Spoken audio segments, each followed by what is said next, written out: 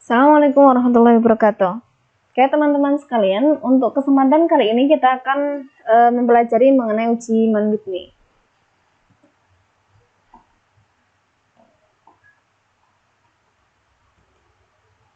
Nah, untuk uji Mann-Whitney ini merupakan salah satu dari sekian banyak uji di statistika non-parametrik.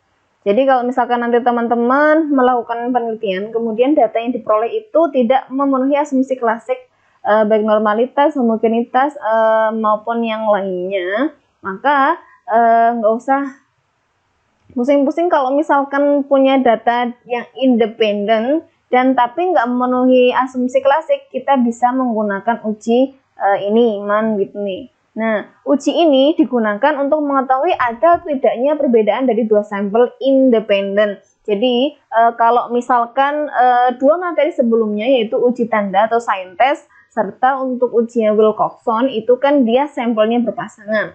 Nah, untuk uji Mann-Whitney dia itu sampelnya independen. Jadi bisa jadi di antara kedua sampel itu dia tidak ada hubungan yang mengharuskan urutannya sama, atau misalkan satu subjek itu harus datanya yang itu berpasangan, itu enggak harus.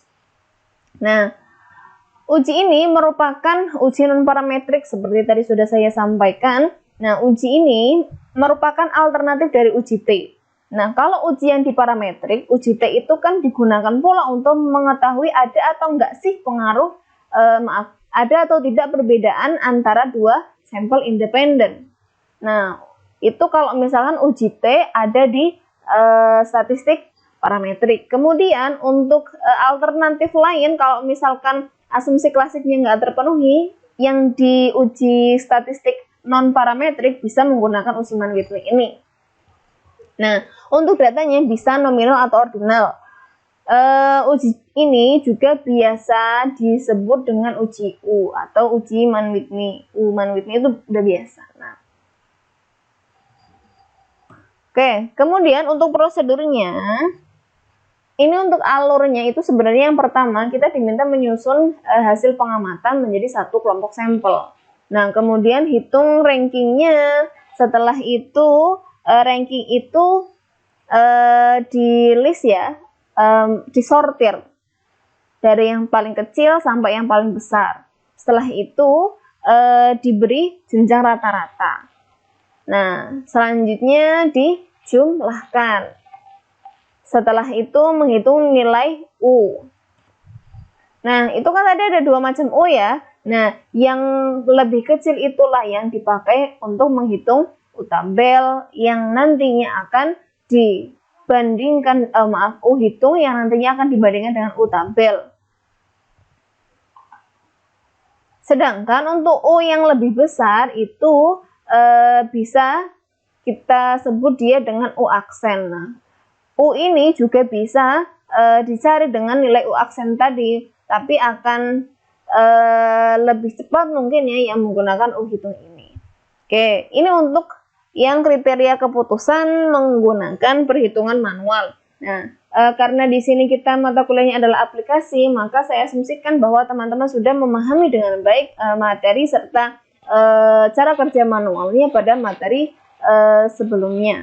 Nah, selanjutnya kita akan membahas mengenai hipotesis. Nah, hipotesis pada uji Mann-Whitney ini untuk H0-nya serta HA-nya itu sama dengan uji T.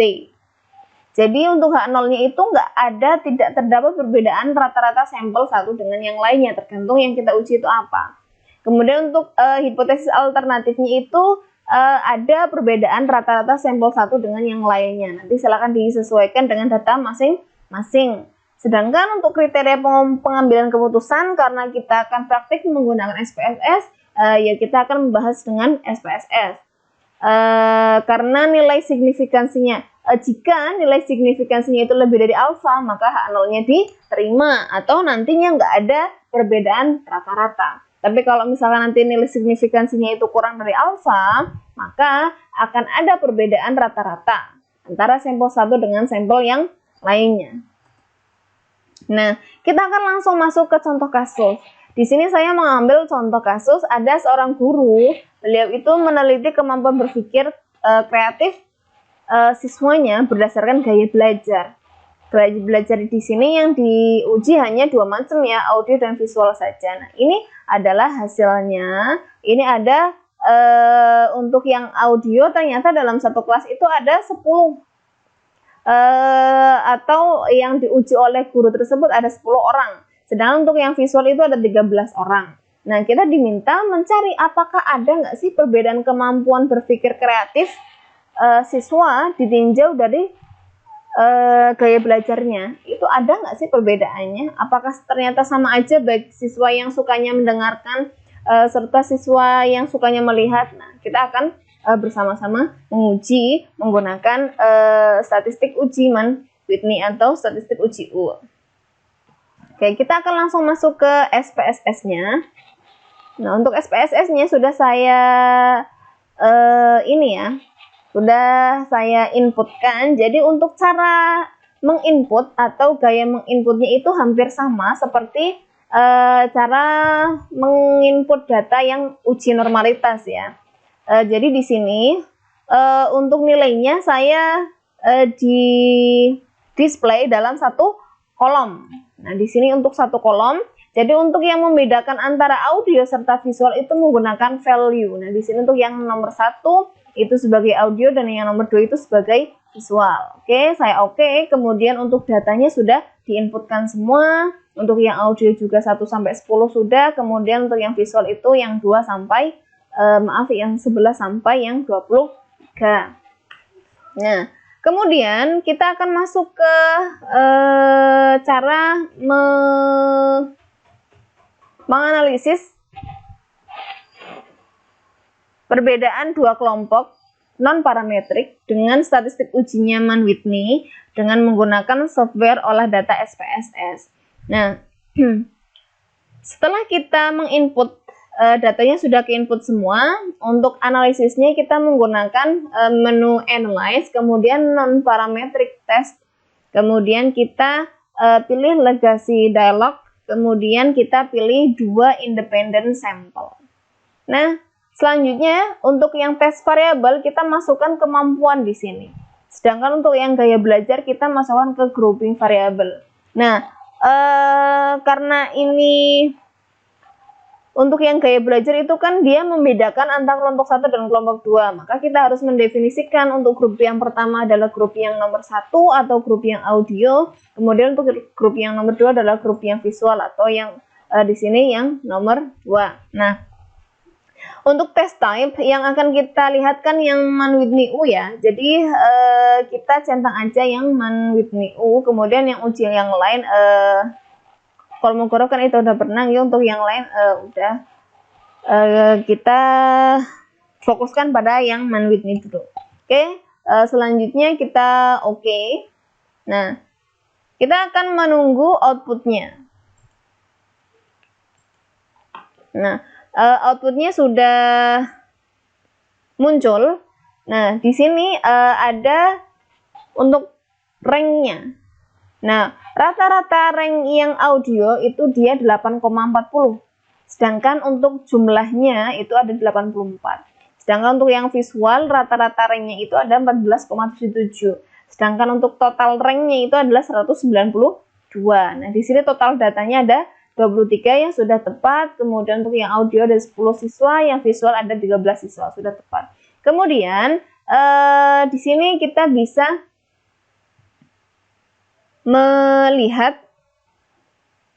nilai signifikansinya. Nah, di sini nilai signifikansinya itu adalah 0,21. Nah, 0,21 itu kan dia kurang dari 0,05. Oh, maaf, ini 0,021 ya. 0,021 itu kan dia kurang dari alfa atau kurang dari 0,05. Nah, karena dia kurang dari alfa, maka kita bisa menyimpulkan bahwa HA-nya diterima. HA itu hipotesis alternatif, artinya HA0-nya kita tolak. Apa yang terjadi jika HA0-nya kita tolak? Dapat kita simpulkan bahwa ada perbedaan hasil belajar antara siswa audio ada perbedaan kemampuan berpikir kreatif antara siswa audio serta siswa yang visual. Dengan perbedaan ranknya itu dia lebih condong itu ke yang visual. Oke. Silahkan untuk tutorial kali ini sudah ya, sampai interpretasinya sampai di sini. Karena untuk yang uji non parametrik itu dia outputnya kisarannya hanya rank serta hasil tesnya. Nah, untuk selanjutnya silahkan teman-teman aplikasikan pada data yang dimiliki masing-masing ya, bisa diaplikasikan. Nanti silahkan jika ada yang perlu ditanyakan pada sesi diskusi. Untuk tutorial pada kesempatan kali ini saya cukupkan. Terima kasih atas perhatiannya. Kurang lebihnya mohon maaf. Assalamualaikum warahmatullahi wabarakatuh.